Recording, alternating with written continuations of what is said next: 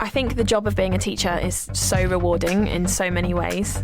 The connection between you and the whole class, that's still unbeatable. When my pupils are successful, it feels incredible. I think the greatest thing for me is seeing the pupils that I teach love the subject as much as I do.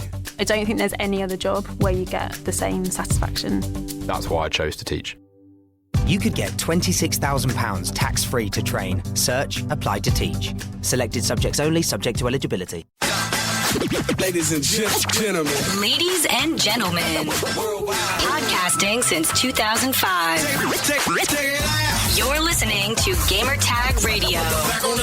With your host, podcaster Hall of Famer Danny Pena, the always opinionated Paris Lilly, and from outside of the norm, Peter Toledo. This is Gamertag Radio. Here we go. Welcome to Gamertag Radio, episode 646. Here's your host, Danny. And also joining me this week, we have Pete in the house. What up? Good morning, America. And all Good points morning. across. And also Paris. Good morning, Danny. How are you? Good, man. Good. Super excited, man. So you're, I think you were like watching the whole Halo 5 championship this weekend? No, I wasn't watching it. I just read an article about it.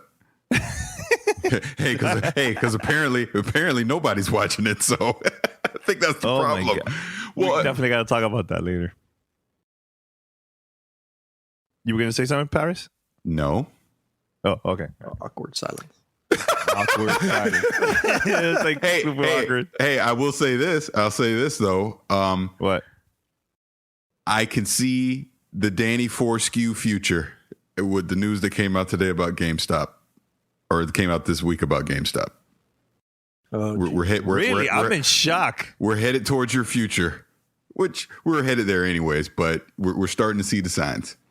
Oh, okay. So now you're slowly giving me more props. No. Your freaking idea of 4 Xbox consoles is freaking insane. But the future of digital only, I mean, we're headed there. I mean, we're not going to get there anytime soon, but this is the first start, the first steps towards it. Okay. Head over to gamertagradio.com or play.it/gamertag. Listen to our past episodes. And also you can find us on iTunes, Spotify, TuneIn Radio, Stitcher, and other podcast directories. Send us your feedback or questions. Give us a call at 786-273-7GTR. Email us at fanmail@gamertagradio.com or leave a message on speakpipe.com/gamertagradio. All right, so we have a lot of things to talk about, and I think we should start out with this. We talked about very quickly about GameStop and Paris. What's going on with them right now? They're closing up to 190 stores. I guess it's between 2 to 3% of their stores nationwide. They're going to close, which, like I said, could be up to 190.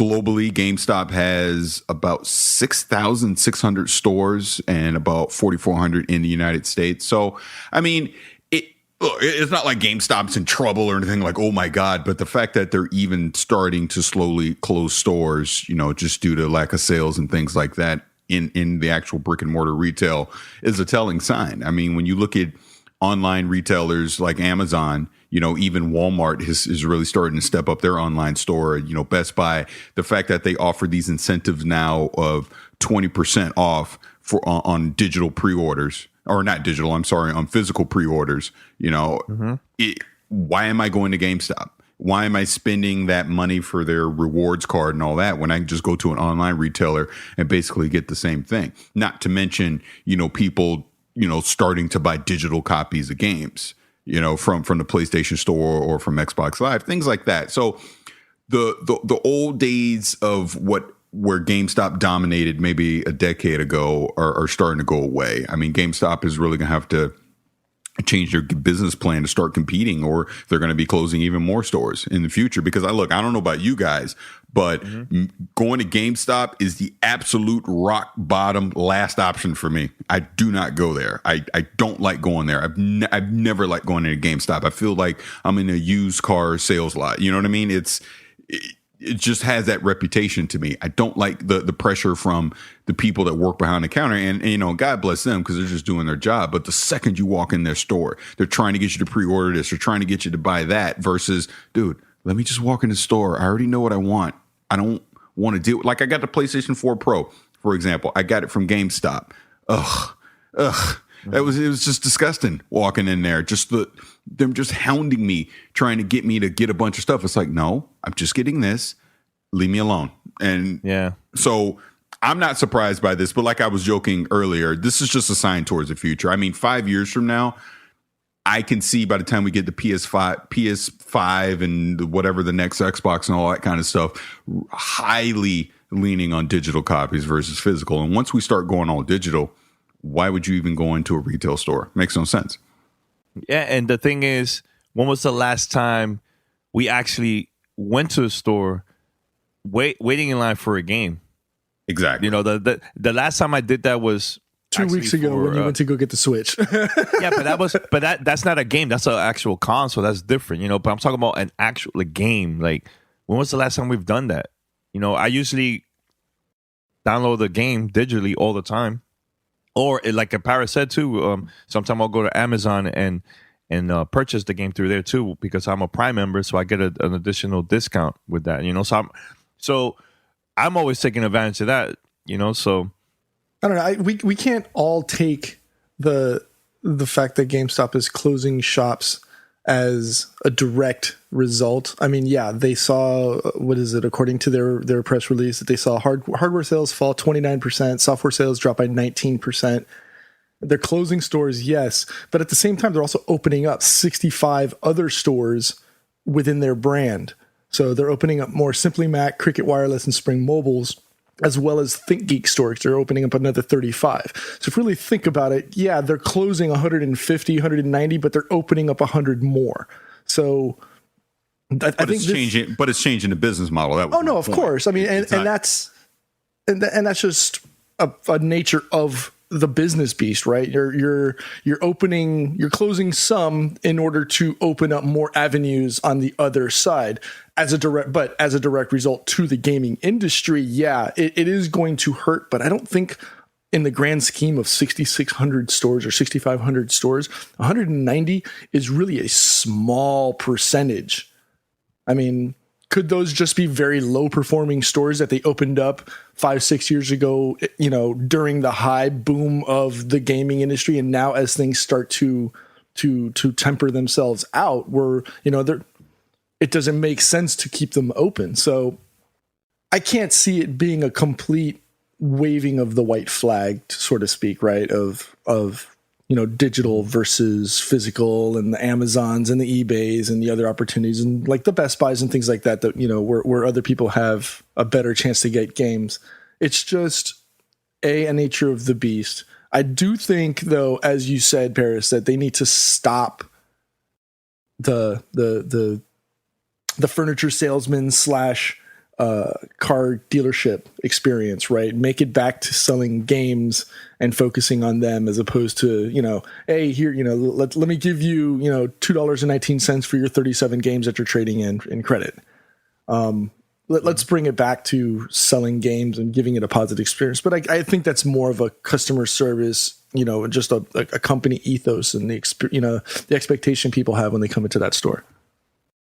And you know what could be an issue too? I think that in some areas there are too many stores close by too, and I think when you have too many around the same area, it hurts the business too. So it's like, it's not worth it. Why have 5 around the, like, let's say we're here in Miami, super close to each other. Instead of having 5, let's have 2 that perform. That's like the best out of the 5. You know, well, again, like I said, it's lower performing because they opened up a lot of them during the really big boom 5-6 years ago, and they just couldn't sustain the amount of sales that are required to keep those businesses, you know, in the green on the books.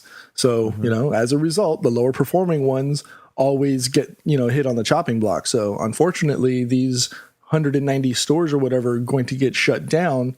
But at the end of the day, I don't think GameStop is going to take a massive numbers hit, especially if they're opening up 100 other stores, you know, for other parts of their brand. See, there's some stores that, like Paris was saying, that you go in and they start saying, hey, you want to pre-order this? You want to buy this? You want to buy this and this and that? Some stores that I've been to around here, locally in my area, in Miami, they're not really like that. They like it feels very comfortable when you go inside. They don't mention about pre-orders. I mean, they'll ask you like just in case, if you want extra stuff when you buy a game or whatever. Yeah, that's like the usual stuff. But like you said, not every store is like that, But I've been to stores, of course, that as soon as you go in, they start asking you like 10 questions right before you start even walking towards the area where you're gonna buy the game and stuff, man. So, yeah, that's very uncomfortable after a while, man. Super uncomfortable. But yeah, we'll see what happens in the future, man. So, but for the past weekend already, there's been a couple of leaks, and especially from Activision. We're gonna talk about two of them right now. One of them is this one is gonna be a short one. This one right here. There's a new Call of Duty poster that's been floating around the internet. And this is from, I think this year is Sledgehammer Games, right? They're the ones going to be working on releasing a game this year. It seems like they're taking it back to the old school way. The poster says WW2. Pete, I know you've been a fan of the franchise for a very long time. What are your thoughts about this? Do you think this is fake? They're taking it back to World War? It's hard to tell. I mean, this we haven't gotten any confirmation, so we don't know. I will say that seeing Battlefield go back to its old school roots and going, for Battlefield 1, I wouldn't be surprised if this is a direct, reaction to it. It's not. You don't think so? How could it be? It's a year later. It's not like they developed the game in a year. I don't know. But I think they've been releasing too many futuristic games, and people are getting tired of that, man. I think it's time to change it. Well, think about it. They've been developing this for at least a year, but Sledgehammer and the other devs, they work in 2-3 year cycles, because there's 3 devs. 3 year cycles. So right. This game would have started 3 years ago. Right, and they would have known at least a year ago, because Battlefield 1 was already announced and in the wild a year ago, so they've had a year and a half on it. No, this is not the case. I would not even start spreading that, because again, the development cycles are in 3 years. There's no way that Sledgehammer a year ago was making one kind of Call of Duty game and go, oh, Battlefield is going back to World War One. Let's completely change our development cycle and force this out in a year. It would be the first time they've switched directions, though, midstream. No, the Call of Duty is the king. They're the king. They are the alpha dog in the house. They dictate what happens in the gaming industry, not vice versa. They're not looking at EA and panicking and going, oh my God, we were going to make another futuristic Call of Duty game, but they did World War One and it had okay sales. So let's switch up everything we're doing and go to World War II. Now, I mean, EA's been saying it in their financial calls over the past 6 months that Call of Duty was going to go back to its roots. And so there's no way this had anything to do with Battlefield 1. It's just a coincidence, in my opinion. And I think it's a good one, because they have been doing too many modern and future shooters. So to go back to World War II is a good change of pace. Because if you look at it, they've not done World War II in 9 years at this point, 9 or 10 years. So it's about time. Yeah, it's about time, man. I think so. Now, will this make you go back if they take it back? I'm interested to its roots. Yeah, I'm interested. Yeah, that's my point. I'm interested, just like I was interested in Battlefield 1, going back to World War 1 and playing that campaign. I've enjoyed it. So yeah, I look, I want Call of Duty to be fun again, because I mean it was starting to get too cookie cutter for me, and we've talked about this, and I mean, and not like they're hurting, but their sales have gone down from at its peak. So I'm sure Activision has been looking at that trend and are like, okay, how can we shake this up to try and get back to the astronomical numbers that we've had 3 or 4 years ago? What about you, Pete? Do you see yourself buying this too? I don't know. I need more. I need to see more. I'm still on the fence. I think I might still be Call of Duty, like just franchise fatigued. I spent way too much time of my personal life on that title. Yeah. And I haven't even picked up, Call of Duty, what is it, Advanced Warfare or Infinite Warfare or whatever. I still haven't picked that up. So again, yeah, and I echo Paris's sentiments that, yeah, I'd like to see them get back to that gold standard of FPS, but I need more. I need to see more. I can't just jump on the hype trains just because it says World War II. Because I've said it in the past, there's been so many World War II and that era fights that it's almost the same every time you go in. It's going back to the same weapons and the same environments. And I mean, bring back tanks if you really want to bring me back into the Call of Duty experience, right? Bring back tanks, something that they brought in at World at War, which, I mean, that would be interesting if this is essentially World at War 2, right? Mm-hmm. But yeah, bring back tanks in multiplayer, bring back those vehicle wars, because yeah, some people thought it was OP, and if to an extent it was, but it was still a lot of fun. And when they yanked those out of World at War, it really ripped out the fun core experience of the multiplayer, and it changed it completely. And then we never saw vehicles ever again in a Call of Duty multiplayer. So yeah, am I on the hype train? Not yet. Am I looking, on Expedia for a ticket for the hype train? Maybe, but I need to see more to encourage me to buy.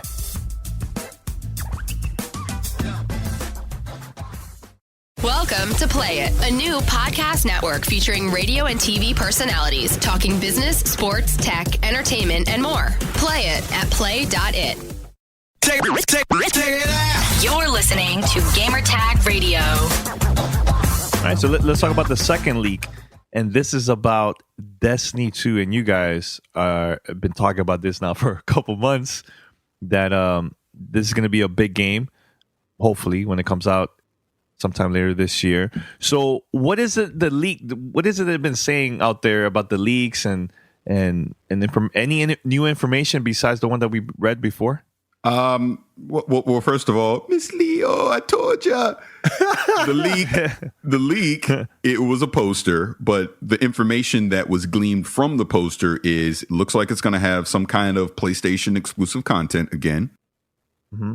A alleged release date of September 8th, which is a Friday, but that's an Italian poster, so who knows if that's 100% correct or not.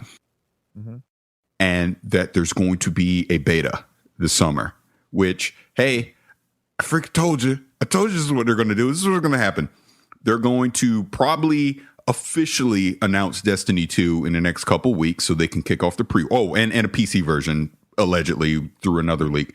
But they're going to officially announce Destiny 2 in the next couple weeks.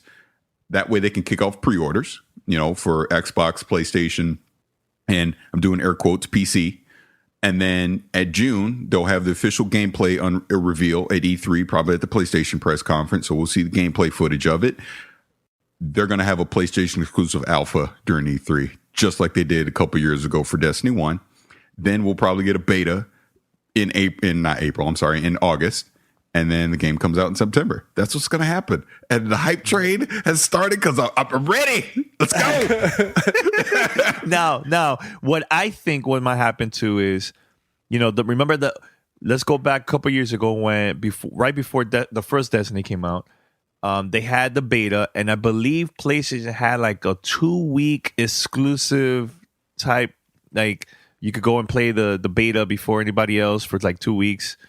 And I think during the second week, and then it was available finally for like the Xbox One and stuff. So I can see something similar to that because of the deal, the marketing deal. Pete. Yeah.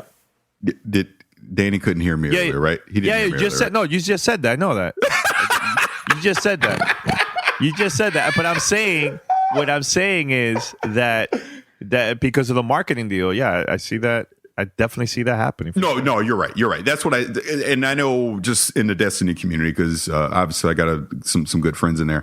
A lot of people have been talking this week about that, and they're upset about it. Xbox players, because they're like, why is PlayStation getting exclusive content again? And look, we don't know if this is 100% yet. I mean, that could change, but I'll say this, all signs pointing to Sony keeping that exclusive content deal. And I said it back in 2014. I'll say it again. That is why I got Destiny on PlayStation, because of that exclusive content, and it wound up bearing out. Like I said, I remember the good old days when Hawkmoon was awesome, and that was when it was exclusive on PlayStation. Destiny is a loot-driven game, so if there's loot out there and I can't get it, I'm going to be upset. So I'm going to go to the system where the loot is. And then I know some people are asking me about the PC version. if there's exclusive content on PlayStation, PlayStation will remain the main way I play Destiny for that fact, and the fact that my son plays Destiny as well. So obviously on PlayStation is where we can play together. But if there is truly a PC version, then I'm going to dip my toe into that, and I can see me secondarily playing Destiny on the PC version. But if all the exclusive content's on PlayStation, that's still going to be my main platform to play it on. All right, P, what about you, man? Do you see yourself buying the PC version? Oh, PC? Fact. I will buy it on PC, especially because this is essentially a starting over, right? You're not carrying anything over. I'm not carrying over the 1,400 hours of the 3 characters that are still on my Xbox Live account, and not including the 3 I've deleted. It's carrying over the 700 hours I have on PlayStation 4.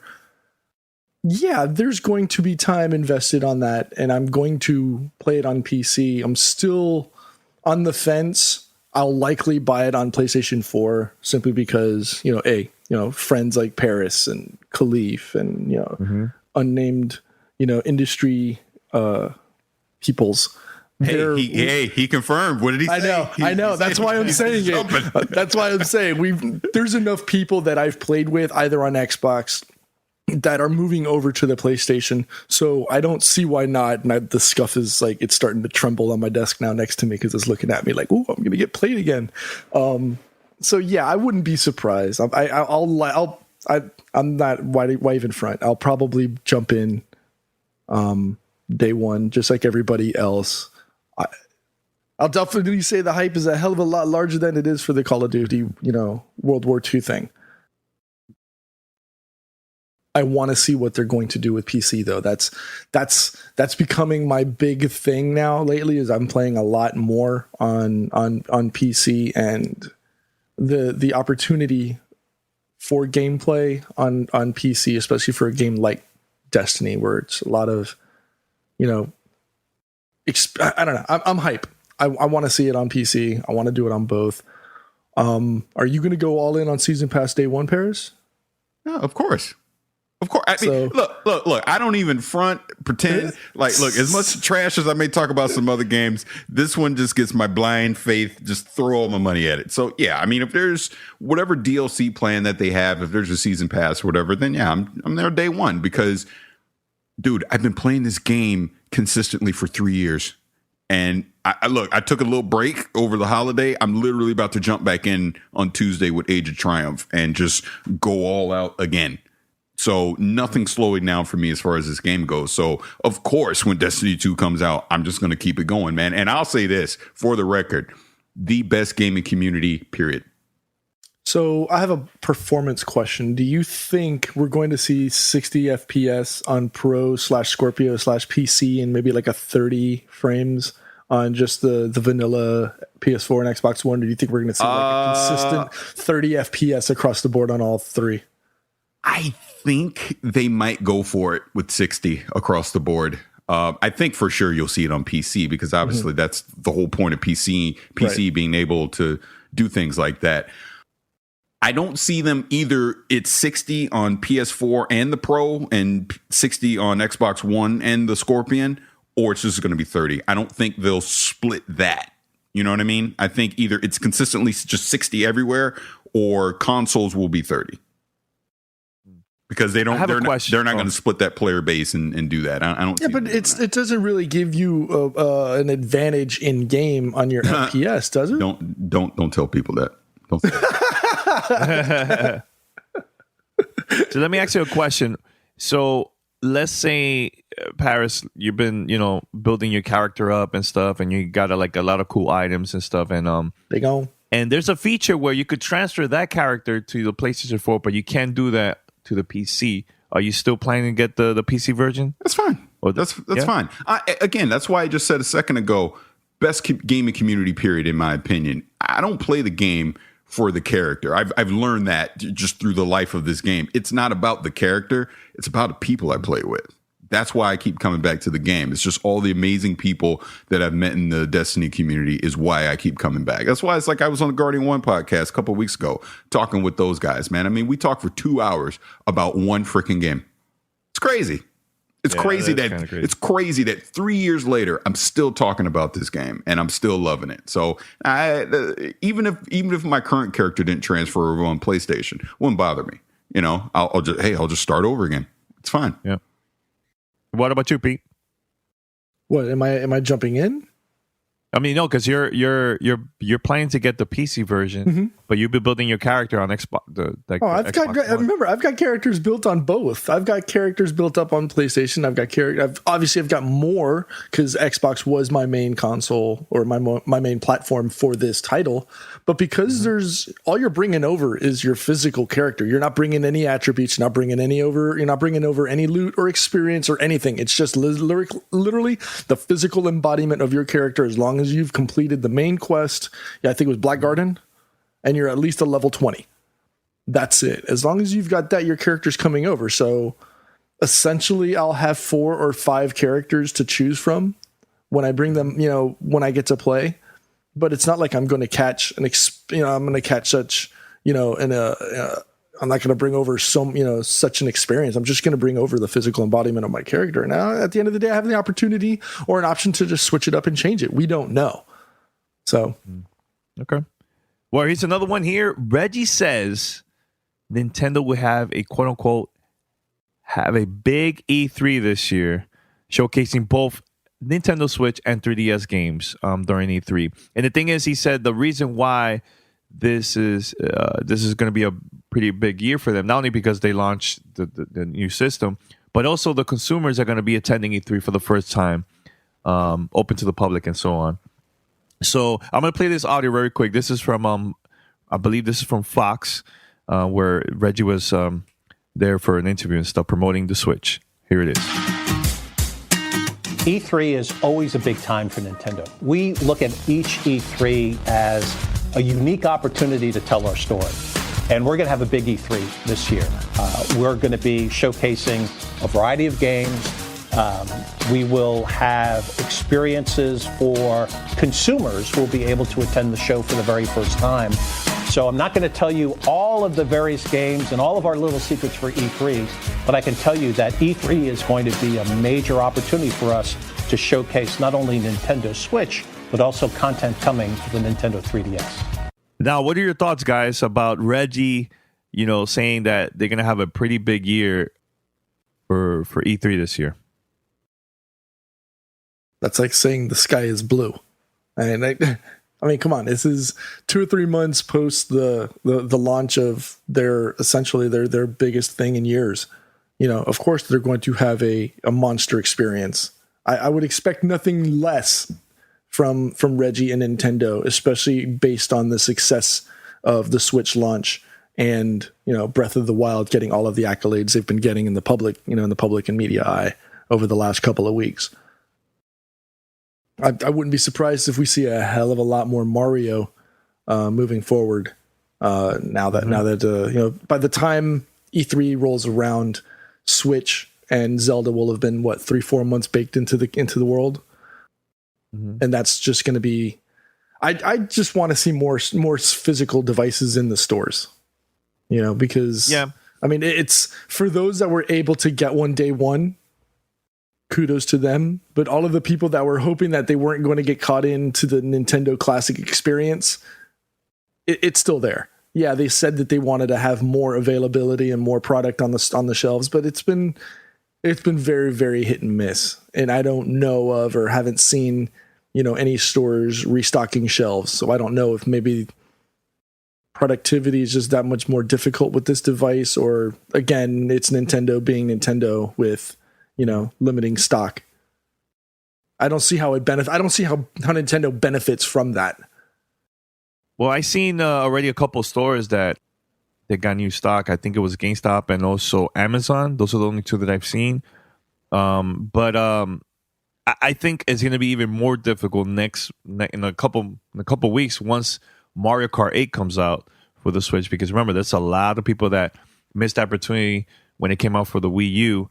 And knowing now that you could play this game on the go, oh man, it's I can get a lot of people to buy that system and that game too, in April. So, but my question is to you guys: what type of games you would like to see Nintendo to announce for this year that comes out this year and also hopefully early next year? Mario. I mean, Mario, we already know, Paris. That's sorry, Jesus. You asked a question and I answered it. But we already know about. I'm talking about games that they haven't announced yet. I think that I would love to see a Donkey Kong game. That's a good one. Metroid. We haven't seen Metroid in a long time. I think that would be good too. Yeah. And the thing that I'm really curious about is this whole online thing. What are they planning to do with the online? Because the past few days, which I'm going to be talking about with my brother in a few minutes, we've been playing Splatoon 2. They have like a little beta test that has been going on for like the past 3 days. It started on Friday, and online smooth, no issues. It's been like strictly smooth. But the only thing that I miss and that I would like is, man, voice chat. I know they're gonna add that in the future with via your phone, smartphone. Yeah, through your phone. But here's the thing that a lot of people don't know, because I was talking to my brother the other day, because my nephews have been playing a lot of Nintendo Switch the past few days, but he has this app where he could control how long they could play the Switch. He could also get notifications when they pass the time, and he could just easily turn it off. He could turn off the Switch from his phone while he's like away and they're home trying to play the game and stuff.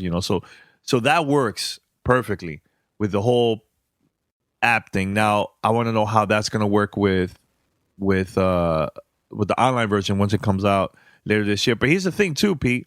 We've been using Discord a lot lately, via the computer and also mobile devices too. And we've used Discord through the phone, voice chat wise. So that works. Why can't it work for Nintendo? I can see that working for them. So when typically we're doing that, if we're playing with the community, we're playing in a game on the same device. There's no lag. There's no difference. I just find it difficult to do that separately when I'm playing on a console connected to my phone, because then at that point you've got two different audio sources coming into your head, right? You have to have. Now the only difference I think with PlayStation, you can mate via Bluetooth and have them both on the same headset if you have the right hardware. Because I know a friend of mine is able to connect his phone and his PlayStation on the same headset. So they can do that type of stuff. So in that instance, it'd be fine. I'm just thinking along the lines of, let's say if you're playing on the Emerald or you're playing on a Switch and you've got two different distinct audio sources, whether it be your console and your phone or your tablet or what have you, it's going to make things a little more difficult. Or for example, if you only have the Discord app on your computer and you're trying to play a game on Xbox on your console, it's going to make things a little difficult. If they can minimize that, and I think they're doing that simply because they don't want to put in the additional hardware requirement on the Switch. Let the Switch focus on the game and the game experience, not on the rest of that stuff. Let the app and the phone, or the tablet or what have you, let that handle all of the audio and chat and conversation. Let the game do the game and let everything else do that. And I think that's the direction that Nintendo's going with this. I don't know. When you talk online experience, you don't talk Nintendo, unfortunately. And I think you're right. I think this is their way of dipping their toe without impeding on the video game experience and figuring out what works best for Nintendo. Who knows? We might see it again. I'm talking, full on, guesstimating here because I'm not the Nintendo talking person, but I would not be surprised, or I would be remiss to say that this is something that you could potentially see in Switch version 2. Okay. And you, Paris? I don't know.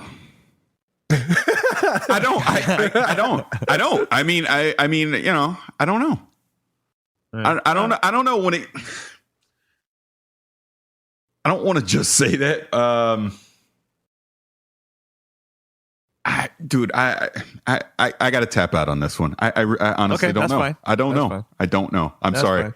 Yell at me in the comments on Discord. All right, there you go. On Twitter or Facebook too. Yeah. All right, so we're gonna play this short audio. What about you? With my what I just mentioned it right now. Listen, Paris. Listen. Fake news. See you in court. Build a wall. Anyways, I want to play this short audio. That's me with my brother. We talked about Splatoon 2, the beta that we've been playing it for the past 3 days. And once we come back, we're going to wrap up the show. We'll be right back after this. Welcome to Play It, a new podcast network featuring radio and TV personalities talking business, sports, tech, entertainment, and more. Play it at play.it. Back on the scene. This is Gamer Tag Radio. All right, so we're going to talk about the Splatoon 2 Testfire that just was up like online for like only like 3 days, but like maybe a couple hours or so. Each day was like an hour or two. Saturday, terrible idea from Nintendo, but I think Saturday was the one that had like the most hours. And man, some of them were like really, really early or really extremely late at night, which the servers were available to play. So I got to play it with my nephews and also play it here at home with my Switch. And I play a little bit of Splatoon, the first one. I love the concept. One thing I have to say now, when I started playing Splatoon 2, I noticed they had like this motion thing going on. I really didn't like it at all. There's an option where you could turn that off, so I could use both analog sticks instead of just moving the Switch around and stuff. I forgot about that feature in the original Splatoon, and that's why I hated it, because the 3D, like the Wii U tablet, was just so bulky, and like having to move that all up and down just to like use the camera of the game, it was annoying. But I forgot about that feature. When I only played Splatoon 2 for the first 2 days with that stupid feature on until you came over. And it just like, I was like, oh man, I could have turned this off the whole time. Because once you turn it off, the game is really good. Yeah. And it's fun, and it sucks that Nintendo kind of like released 1 hour at 7 a.m., another hour at, what was that time? 3 p.m.? Mm-hmm. That was only for Friday and Saturday. And then the last one was like at 11 o'clock at night. My kids were up till midnight playing this game, and it was way past their bedtime. I wish it was just like an open beta where it was like the whole weekend. I mean, this game was available like worldwide, so I can see why they had these times super early, super late, because they also want a Japanese player to play with other people from around the world too. Yeah, so no, that's great. They're gonna get the game first. I don't know do they get it released first? Because it's just not fair to us. Imagine the people on the West Coast; they were 3 hours earlier. Yeah. That 7 o'clock time for us was 4 a.m. for them. So that was terrible. But you know what? We were up. And every game that I played was competitive. Like, that game is fun. It has a great team. I wish there was a chat feature to it. Like, at least so you could talk to people. Well, there's people that probably are wondering, like, what is it that you do in this game? So it's 4 versus 4. And what you guys do is everybody's going to represent a color. So let's say... we're talking about the demo version. I don't know how the retail version is going to be. Probably going to be like other new features and stuff. But the one that we played is 4 versus 4 in this big map. And you have to get your paints, your color, all over the location as much as possible. At the end of the day, at the end of the round, you'll find out who has the most paint all around the level. And they'll tell you like if it's 40% or whatever and so on. So it could get really, really challenging. And there's also superpowers. There's also like special moves that you could do too. Like you could throw like the character that I use. You could throw like this machine. It's like paint all over the place, and then it explodes and stuff. So it's pretty cool. Yeah, no, like every character has their own special ability, I guess, that you charge up. It takes a while to kind of figure out what's going on, but you could win the match with just painting the map. The stage that you're on, whoever gets a higher percentage. So it's a cool aspect to a third person shooter. You have to worry about defending yourself and not being killed by the other player, and also painting every single wall you could find. And I thought it was fun. Like I always liked those shooter games that don't revolve around murdering every single person around you. Like this one it's fun. It allows every age to get involved. I had my 6-year-old son playing it. my 9-year-old, me, you were playing it. Like everybody was just playing the game together because it was that much fun. It brings a new, excitement and level of kind of happiness to these shooters. Which one was like your favorite weapons they used in this game? Because mine was like the double gun. Honestly, I'm a fan of the paint roller. It's kind of like bulky and it's slow, but you can cover more paint. And I worry about painting the floor more than I do about killing people, which kind of sucks because I always end up dying a lot. But they're hard. They're kind of hard to kill people though. Not kill, but like paint them out of a game. The whole point is if you're pink and the other guy's green, if he shoots you with a green paintball, you have to restart from the checkpoint. And it could also get challenging when you run out of paint. So you have to like go under your paint. You only could do that with your color. You can't do that on the opposite color at all.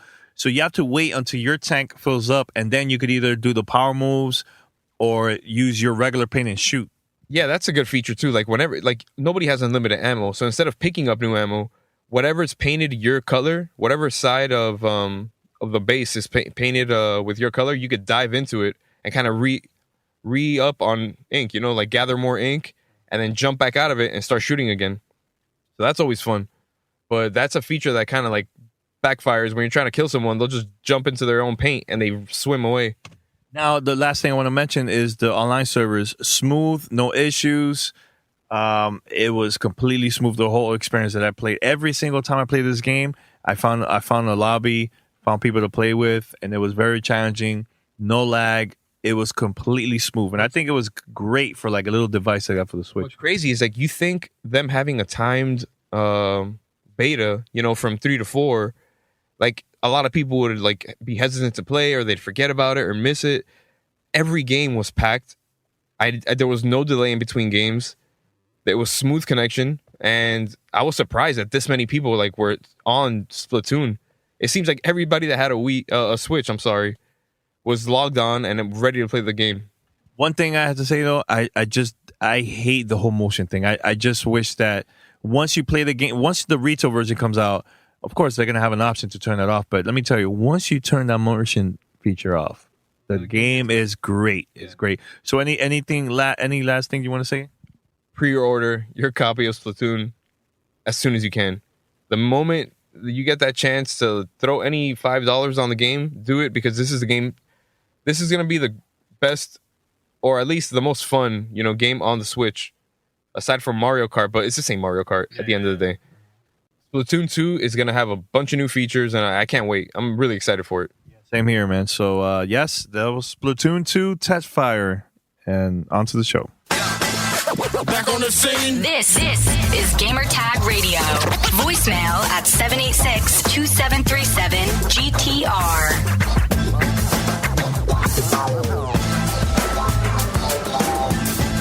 All right, so we're back here, Gamer Tag Radio, episode 646, and let's talk about our last topic here. Halo 5 Championships. They've been going on now, for the past few days, I believe. What's going on, guys? Because there's a lot of people talking about this through social media, comparing the last was it last year or 2 years ago to this year's. Wow, it's kind of empty. The people not attending this event at all. What's been going on, man? Well, to be fair, if you remember a few years ago, you and I went to ESL, which is in Burbank. We went to their studio, and it's in Burbank, and it's like in a neighborhood, and it's small. That area, it's tiny, and where they're doing the Halo World Championships, just some of the pictures that have leaked out, it's looking kind of sparse. It's not. Let's just compare it to Call of Duty. You and I went to the Call of Duty World Championships at the Forum in LA, and that was packed to the gills, huge venue, the whole thing. And this is very intimate. Let's just say that to be generous. And I don't fault that because it's at the ESL studio. My thing is I look at the number of people watching it on Twitch, and they're averaging around 15,000 people watching the World Championships on Twitch. And to me, that's a little more telling because this is the Global Championships, $1 million prize. and there just does not seem to be that big of an interest. I mean, of course, you have your super hardcore Halo fans. They're all into it, but just the general interest is not there.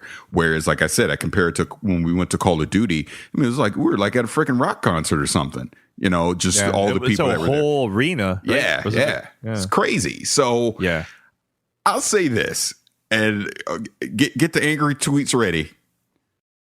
I said this during the beta for Halo 5. If you remember a few years back, I went to that unveil for the beta of Halo 5. And that was my first time getting a chance to play it. And I walked away from it and I go, they're trying to make this an esport game. They're changing what made Halo fun. I said it back then. And I do believe this is kind of bared out since the game is launched in the past couple years. Not saying that the multiplayer is bad. I just think it only caters to a niche crowd at this point. It's lost its mass appeal. Microsoft has to fix this. I don't know any other way to say it. They got to fix it because they're killing the franchise that got me into first-person console shooters. And I just see it. I don't see it rebounding if things stay the way that they are. And I know people get mad at me saying that, but again, there's just too many other options out there. And I don't see Call of Duty having this problem. So why is Halo having this problem? It should not be happening. And it's not only that, Paris, but I also believe, the way how they've been promoting this, because honestly, maybe they haven't really been marketing this at all, man. Like I just found out about this because I think through Twitter, people were like retweeting, and here's a live stream through Twitter. They even had a deal with Twitter where you could watch this right on the front page on your desktop through Twitter. That's pretty huge. That's huge, man. But that was the only way I found out about it. So I don't know. I think they did a pretty bad job just trying to market this out there too. Well, let's and surprising that I'm coming to the defense here of the Halo title. Right. From researching this whole thing, it looks like the person that was trying to stand this whole thing up, the venue that they were trying to get actually backed out last minute. So as a result, this was their backup venue. It doesn't say, you can't feel bad for them because something like, if you're going to have something like this, you have to get, a top-notch venue. And apparently there's speculation that their preferred venue was unable to accommodate them, so they ended up going with this place. There's also other pictures that are being pushed out by, I think his name is Green Skull, who's an MVP for Xbox, that show a little bit different venue, and that the one that they show where it looks like it's in a tent with like maybe a third of the bleachers filled is essentially an overflow space for the actual venue. But still, the actual venue is only 5 rows deep. Exactly. So while, yes, the main venue is packed, that's probably, those spots are probably reserved for media and VIP. So everybody essentially is going to get shoved into the overflow. And if the overflow is not packed in any way, shape, or form, it does say, hey, this is pretty bad. Then again, you also need to consider, with the way people are going towards streaming and digital, there's no real need to physically attend these things if you can watch them from the comfort of your couch and still essentially watch and get the same experience.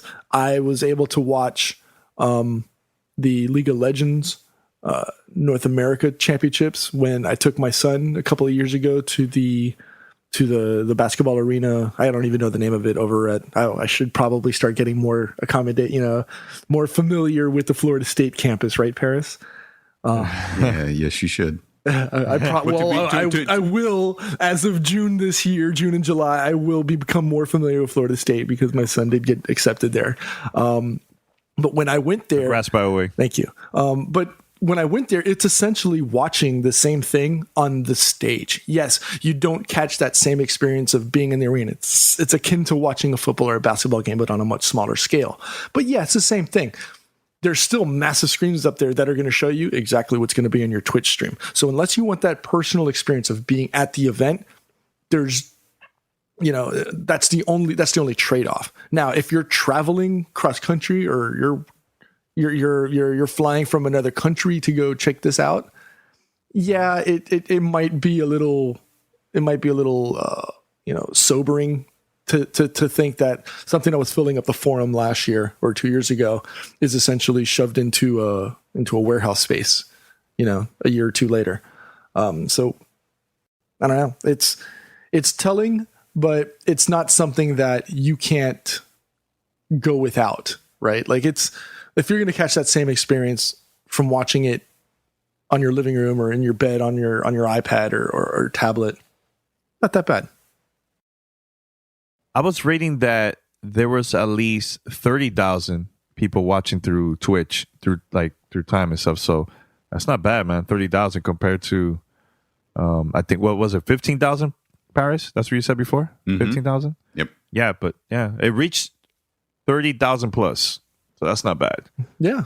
So, yeah. All right. All right, so we're going to wrap it up here, guys. Head over to gamertagradio.com or play.it/gamertag. Listen to our past episodes, and you can find us on Spotify, iTunes, Stitcher, TuneIn Radio, and other podcast directories. Send us your feedback or questions. Give us a call at 786-273-7GTR. Email us at fanmail@gamertagradio.com or leave a message on speakpipe.com/gamertagradio. And we're going to wrap it up, and we'll be back here this Thursday. We have more content and fan mail, of course. But before we wrap it up, quick feedback. The new Justice League trailer. Your thoughts? DC needs to step away from the cinematic universe. I said this on Facebook and Twitter after the trailer released yesterday morning. Step away from the cinematic universe. Focus on animated and TV shows because that's obviously where your strength is. They blew away any semblance of hope, hype, and expectation with that trailer. I'm sorry. They just I actually I was watching that and I had zero excitement build up as a result of that. I'm more floored that it's going to be as bad as it seems. And I'm ashamed to be a DC fanboy because I am. I love their comics. I love their animated movies. I love the TV shows. But the movies that they're putting on the screen, it doesn't hold anything when you see what you do with the MCU or even the Netflix stuff. So I have zero expectation. The only reason I'm going to see Wonder Woman besides my wife taking me is because I want to see Gal Gadot. And as sexist as that sounds, it is. That's the only reason why I'm going.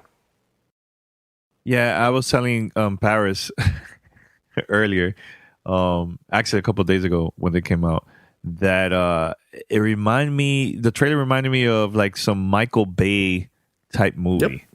There was just too much going on. It's all flash and excitement, and I don't mean flashes in the character. It just it just seems like a bunch of flash scenes. Like, oh, hey, look at this, and here, look at this, and here, look at this. But there's no substance to it. Like at least with the Wonder Woman trailer, like you could see it building up the expectation and building up the story. Exactly. But with Justice League, it's just like here's a bunch of explosions and really cool scenes, but.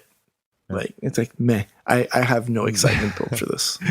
What about you, Paris? Before we wrap it up, when Aquaman turned into the surfer bro and was riding on top of the Batmobile, I was like, "Yep, I'm out."